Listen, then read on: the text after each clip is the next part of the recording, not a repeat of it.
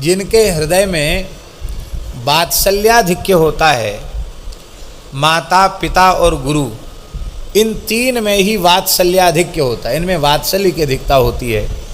और जब वात्सल्य की अधिकता होती है तो उनका निरंतर ये विचार रहता है कि हमारे पुत्र में, हमारे शिष्य में छोटे से छोटा भी कोई दोष न रह जाए, हैं, ये सर्वगुण संपन्न हो जाए, इसकी कहीं निंदा न हो, इसका कहीं तिरस्कार न हो, ये उनके हृदय मूल भावना रहती है। इस भावना के अनुसार वे गुणों पर ज़्यादा ध्यान नहीं देते हैं, वे दोषों पर ही ध्यान देते हैं। इसलिए उन्होंने कहा शायद हमारे वात्सल्य के कारण हमें दोष न दिखाई पड़े, पर आप अपनी त्रिकालदर्शिता का आश्रय लेकर हमारी पुत्री के दोष पहले बताइए, इसके बाद गुण बताइए, जिससे कि हम दोषों का सुधार कर सकें।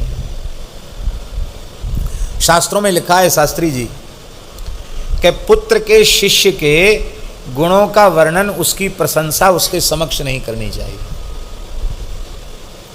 ये बहुत अच्छे हैं, बहुत पंडित हैं, बड़े सेवाभावी हैं, बड़े विनम्र हैं, बहुत आज्ञाकारी हैं, ऐसा यदि माता पिता गुरु कहने लग गए उसके सामने, तो समझ लेना उस पुत्र की शिष्य की उल्टी गिनती शुरू हो गई।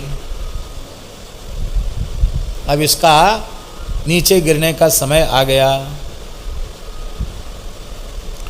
सामने भी कोई बड़ाई करे, बस बस रहने दीजिए, ये बेकार की बात मत करिए, आशीर्वाद दीजिए, ठीक से लगा रहे, अभी सब बात मत करिए, ये कहना चाहिए। प्रशंसा कोई करे तो उसको नहीं रहने दीजिए, ये नहीं, तो आपका बच्चा है, क्या इसमें विशेषता क्या है, होगा कुछ तो आपकी कृपा से होगा, आप इसको बढ़ाइए चढ़ाइए मत, आप आशीर्वाद दीजिए, हाँ बताइए, इसमें कोई कमी हो तो बताइए, वो आपकी कृपा से ही दूर होगी।